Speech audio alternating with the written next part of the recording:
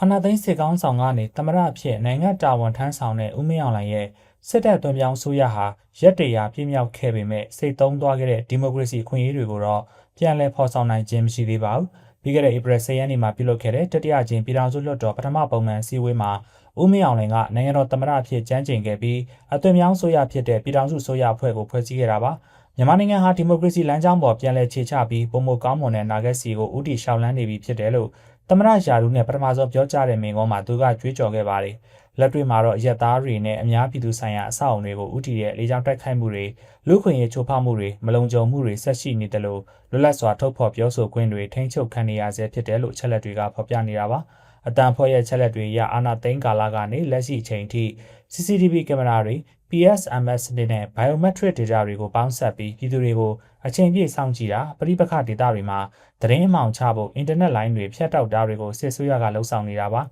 လေလာသူတွေကတော့အာဏာရှင်တယောက်ရဲ့လက်အောက်မှာဖိနှိပ်ရေးရန်တရားတွေကိုတိစောက်နေတာဖြစ်တယ်လို့လူခွင့်ရေးနဲ့ digital အခွင့်အရေးတွေမှာပုံမတင်းကျပ်ဖို့ပြင်ဆင်လာတယ်လို့ထောက်ပြကြပါတယ်လက်ရှိစစ်ဆိုးရရဲ့လှုံ့ဆော်ချက်တွေကအာဏာရှင်လက်အောက်တကြော့ပြန်ရောက်သွားတာပဲလို့မြန်မာ Internet Project MIB ဖွဲ့က Digital လွတ်လပ်ခွင့်အရေးလေ့လာသူကိုတင့်ညံကတာမင်တိုင်းကိုပြောပါတယ်။ဒီပြင်ပြောင်းလဲမှုအကောင့်ဘက်ကိုဥတည်တဲ့ဟာမျိုးကျွန်တော်မတွေ့ရဘူး။21ထဲကကျွန်တော်တို့ကအာဏာရှင်လက်အောက်ထဲတကြော့ပြန်ရောက်သွားတာပဲဖြစ်တယ်ပေါ့နော်။အဲ့ဒီကနေတစ်ဆင့်ကျွန်တော်တို့ကပို့ပြီးတော့တင်းကျပ်တဲ့အခြေအနေတွေကိုပဲကျွန်တော်တို့ကရင်ဆိုင်ကြုံတွေ့နေရတာဖြစ်တယ်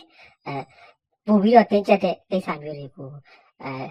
ုလှုပ်ဆောင်လာနိုင်တဲ့အငွေ့တဲ့အရေးအယောင်ပဲကျွန်တော်တို့ကတွေ့နေရတယ်ပေါ့နော်။ဘာမှကျွန်တော်တို့အတွက်ထူးခြားပြီးတော့ပြောင်းလဲမှုမရှိပါဘူးခင်ဗျ။သူရက်တရမကတော့ဘ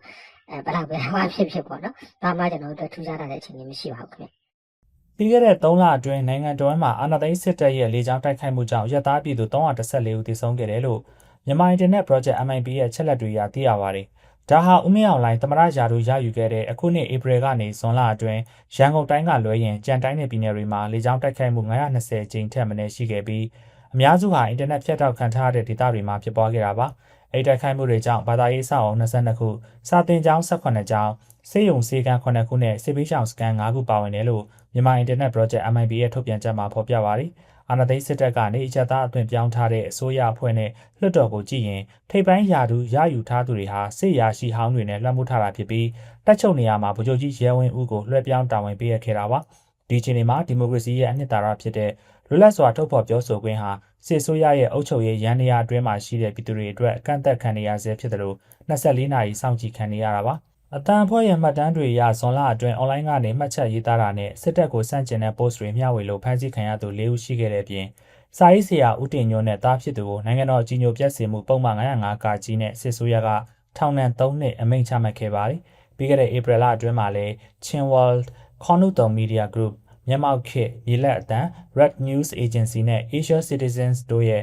့လုပ်ငန်းလိုင်စင်တွေကိုနိုင်ငံတော်လုံခြုံရေးအကြောင်းပြချက်နဲ့စစ်ဆွေးရကပိတ်သိမ်းခဲ့ပါတယ်။ဒါအပြင်စစ်မှုထမ်းအတွက်အကြောင်းအမျိုးမျိုးနဲ့ဖမ်းဆီးခံရမှုတွေကြောင့်ငွေကြေးအစမတန်တောင်းယူမှုတွေလည်းဆက်ရှိနေတယ်လို့လူငယ်တွေကိုစစ်မြေပြင်မှာလူသားတိုင်းတစ်ဖွဲ့အသုံးချနေတာလည်းရပ်တန့်သွားခြင်းမရှိခဲ့ပါဘူး။မွန်ပြည်လူ့ခွင့်ရေးဖောင်ဒေးရှင်း Program Director နိုင်အေးမွန်ကရက်တရာအတွင်းမှာထင်ရှားတဲ့ပြောင်းလဲကိုဥတီရဲ့လုပ်ရက်တွေမရှိဘဲစစ်တပ်ရဲ့လွှမ်းမိုးမှုကဆက်လက်အားကောင်းနေစေလို့သုံးသပ်ပါတယ်။ရက်တရာအတွင်းမှာထင်ရှားပြောင်းလဲမှုတွေဟ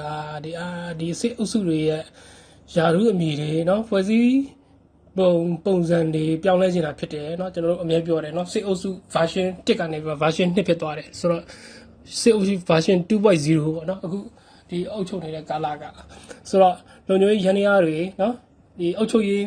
မန်နိုင်တွေကဏ္ဍတွေအားလုံးဟာစစ်တပ်ရဲ့လွှမ်းမိုးမှုကအဓိကဆက်လက်ပြီးတော့အားကောင်းစွာဆက်ရှိနေစေဖြစ်တယ်အကျဉ်းသားတွေလွှတ်ပြတယ်လူချင်းချမ်းသာခွင့်တွေပေးအပြည့်သဘောဆောင်တဲ့ပြည်ရတစ်ခုနော်ဒီဖန်တီးပြတယ်ဆိုတာဟာလည်းကျွန်တော်တို့နိုင်ငံတကာဒီအာဆီယံမျက်နှာစာတွေမှာနော်ဒီ